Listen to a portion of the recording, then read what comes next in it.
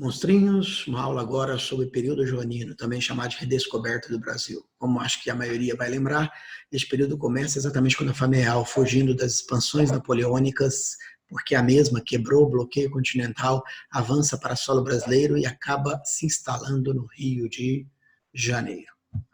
As transformações que esse período vai trazer para a gente são notórias e importantes. Vamos a elas. Período joanino, 1808-1821.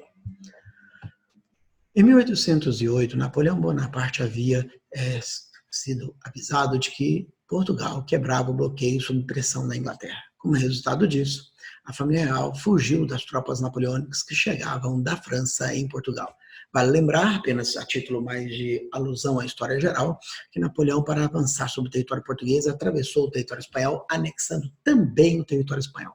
Portanto, a Península Ibérica, entre os anos de 1808 e 1815, na verdade 1814, ficarão sob o domínio francês e Napoleão vai inclusive entregar a administração dessas áreas a seu irmão, chamado José Bonaparte. Enquanto Bonaparte administrava o solo ibérico, a família real portuguesa passava a morar e residir no Rio de Janeiro, trazendo inúmeras transformações ao Rio de Janeiro e transformando o Rio de Janeiro na sede e capital do Império Colonial Português. Entre as primeiras decisões de Dom João, a mais famosa é exatamente a sua chegada ao Brasil, ainda em Salvador, nem no Rio de Janeiro, e já fazer a suspensão do Pacto Colonial. O nome disso na nossa didática? Abertura dos portos às nações amigas. O que significa dizer que, a partir de agora, os portos brasileiros, sobretudo o Porto de Salvador, o Porto do Rio de Janeiro, o Porto de São Sebastião, poderiam receber navios e comércios, ou seja, mercadorias de outros países além da antiga metrópole que era Portugal. A partir de agora, o Brasil tinha liberdade comercial.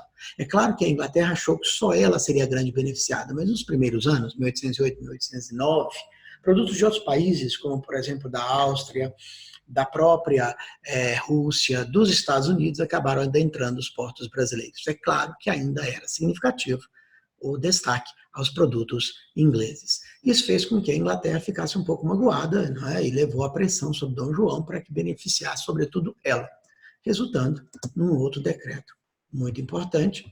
Se eu conseguisse passar, porque não está funcionando. Vamos tentar aqui. Aí, não sei por que não funcionou. Vamos lá, agora funcionou. Os tratados de 1810, também chamados de tratados de comércio, navegação e amizade. Gente, não deixa de entender isso aqui, não. Volta, assiste de novo, dá uma olhada, pega o material extra, se for o caso, porque isso aqui vai nortear uma boa parte da história do Brasil, inclusive num pedaço do Império. Esse tratado estabelecia, entre outras coisas, que a partir daquele momento, as mercadorias inglesas pagariam impostos mais baratos para entrar em solo brasileiro. Basicamente, os ingleses pagariam 14% ou 15% do valor, se o produto fosse inglês. Até mudar essa frase para não confundir vocês. Eu que importo aqui no Brasil é que pago a taxa. Essa taxa, se fosse um produto inglês, era de 14%. Se fosse, por exemplo, um produto holandês, era de 24%. Então, acabou que eu beneficiei a Inglaterra, porque os produtos ingleses pagavam taxas alfandegárias menores. Tá? Com relação a isso, duas coisas aconteceram. A primeira, praticamente todo mundo que comprava mercadoria para trazer para o Brasil preferia comprar da Inglaterra para pagar um produto com um imposto mais barato. E segundo, era um imposto tão baixo que, apesar de Dom João VI ter liberado as manufaturas nesse período, sim, vamos recapitular essa merda, então? Dom João liberou as manufaturas. Se liberou, alguém tinha proibido antes. Quem proibiu antes? A Dona Maria, a mãe dele, lá no alvará proibitivo, que inclusive é uma das causas da Inconfidência Mineira, aula já dada. E se Dona Maria proibiu, é porque alguém liberou antes. Quem liberou antes? O senhor Marquês de Pombal. Por quê? Porque ele estava tentando fazer as transformações para diminuir o domínio inglês sobre Portugal. Então, primeiro eu liberei, depois eu proibi, e agora eu libero de novo. Só que dessa vez essa liberação será para sempre. O Brasil não vai ter mais uma legislação proibindo indústrias. Só que entre os anos de 1810 até mais ou menos 1842, praticamente no Brasil pouca indústria se fez. Por quê? Porque o produto inglês pagava uma taxa tão baixa que era difícil alguém no Brasil montar uma indústria para competir com a Inglaterra. Então, você está vendo como é que esses tratados afetam não apenas o momento, mas como depois? E, resumindo, consolidam o domínio inglês sobre o Brasil. Outra curiosidade que nesse ponto merece, eu te falei, esse assunto aqui ele é crucial. Hoje no Brasil tem muitas taxas alfandegárias, mas o Brasil trabalha com essas taxas igual qualquer país do mundo. Isto é, não interessa para a gente de onde você comprou o produto. Se foi da Inglaterra, se foi da Conchinchina, se foi de Timbuktu ou se foi de Marte. O valor do imposto vai ser relativo ao produto. Se você compra carro, é um valor de imposto, uma porcentagem. Se você compra livro, é outra. Inclusive, livro no Brasil hoje é 0%, tá? Se você importar livro. Agora, na época, devido ao Tratado de 1810, estabeleceu-se que não interessa o que você vai comprar, mas de onde você comprou. E se o produto fosse inglês, o valor da taxa era 14%, portanto, menor do que os demais países, que era 24%. Entendeu? Por isso, o domínio inglês no mercado brasileiro, impedindo, inclusive, qualquer tendência de industrialização que pudesse alguém imaginar de fazer aqui aqui no Brasil. Tá? Outra coisa importante, quando o Dom João estava aqui, ele construiu um monte de coisa, até porque tinha que ter uma estrutura de corte mínima. De vez em quando isso cai em prova, sobretudo para quem está pensando em vestibular e não no Enem, tá? As grandes transformações. Eu vou fazer uma lista para vocês. Ó, nós temos a formação da Academia Militar, a criação do Banco do Brasil, a primeira imprensa do Brasil, uma biblioteca, a Escola de Medicina, a Escola de Direito, o que significa as primeiras faculdades do Brasil, um teatro, o Jardim Botânico, o Palácio da Quinta da Boa Vista, para ele morar, que depois vai virar base do Parlamento Brasileiro, e depois vai virar o Museu Nacional, que infelizmente pegou fogo. Tá? Então, essas transformações criou a Casa da Moeda, a Escola de Belas Artes, a lista é grande. O que ela significa? Que a partir de agora você vai ter que entender que tem dois Brasis. O Brasil, resto, que continua do mesmo jeito como era na colônia, e o Rio de Janeiro, uma cidade nova, uma cidade que foi europeizada. Isso vai gerar até ciúme, vai gerar mal-estar, tá? Vai gerar uma sensação de abandono do resto. Pernambuco tenta até um movimento emancipacionista chamado Revolução Pernambucana, que fracassa em 1817.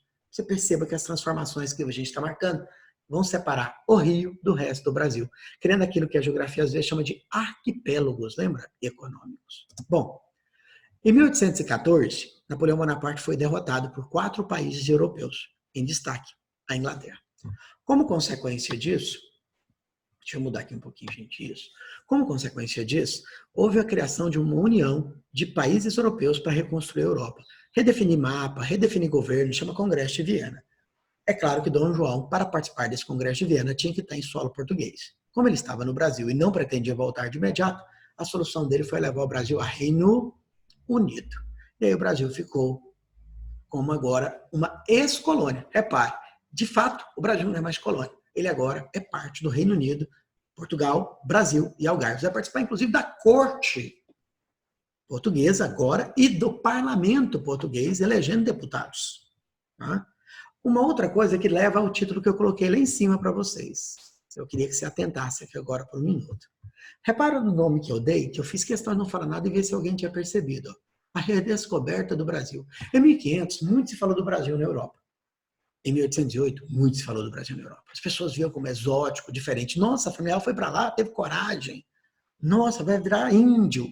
E, portanto, agora que as coisas na Europa se acalmaram um pouco, muitos europeus, artistas, intelectuais, botânicos, estudiosos, naturalistas, vieram ao Brasil para conhecer esse Brasil de novo. É a redescoberta do Brasil.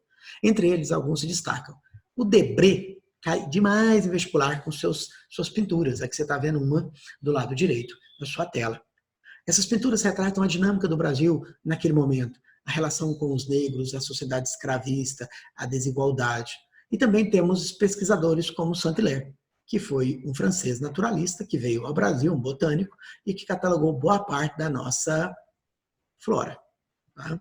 Então, redescoberta do Brasil é o momento em que a Europa volta a olhar para o Brasil no período joanino. É claro que, se você pensar bem, o pessoal lá em Portugal deve estar um pouco insatisfeito do Brasil continuar sendo a sede do governo, agora que Portugal está sob domínio de novo da família de Bragança.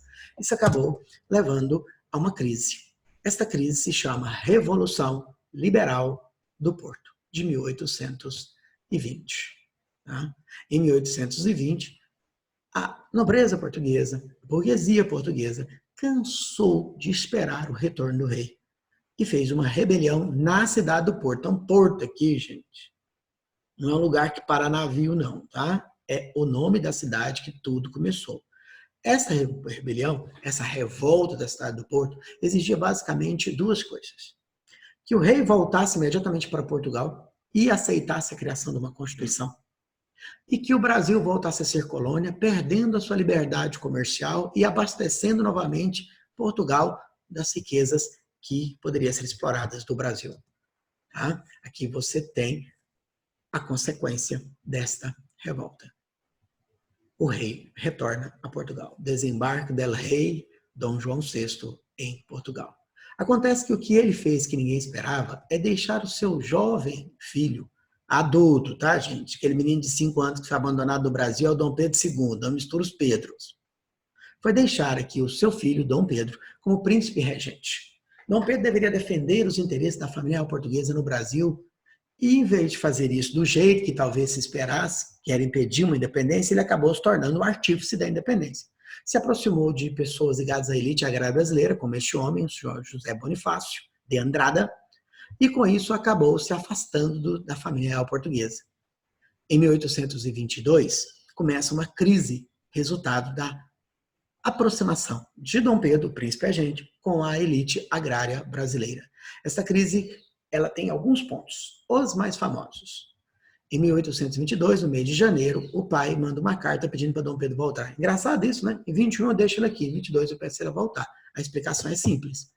Quando Dom João chegou lá em Portugal, houve uma pressão muito grande para recolonizar o Brasil e isso não seria possível sem o retorno do príncipe. Influenciado pela elite agrária, Dom Pedro declara o famoso Dia do Fico. Aquele que, de acordo com a visão mais romântica da história, as pessoas foram para as portas do palácio pedindo para Dom Pedro ficar. E ele teria proferido uma frase emblemática: se é para o bem de todos e felicidade geral da nação, diga ao povo que fico. No passado, o pessoal tinha mania de inventar história de político. Não é igual agora que é tudo transparente, sem fake news. Resultado: Dom Pedro rompeu com o pai.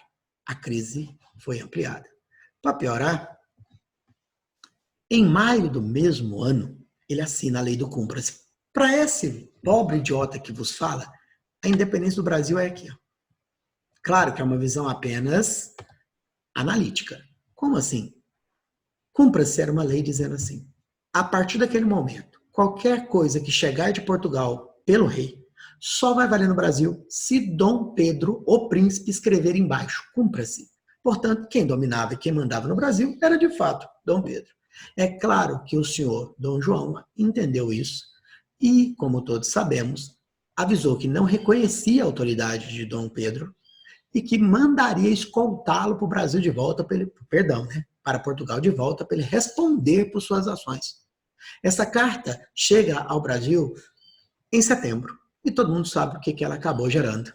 Gera uma declaração oficial de independência no dia 7 de setembro.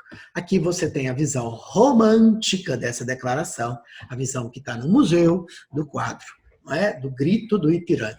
Apesar de ser uma visão romântica, ela é considerada por nós historiadores um mito da independência, um mito do nascimento do Brasil.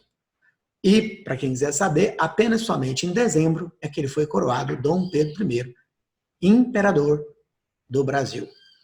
Terminando aqui um processo de independência sem guerras diretas, apenas pequenos conflitos no Nordeste de pessoas que ainda eram aliadas à corte portuguesa e sem o desgaste que houve nos outros países latino-americanos de formação de exército, briga. Por outro lado, para que o Brasil consolidasse essa independência, você sabe que será necessário negociar com Portugal e fazer, inclusive,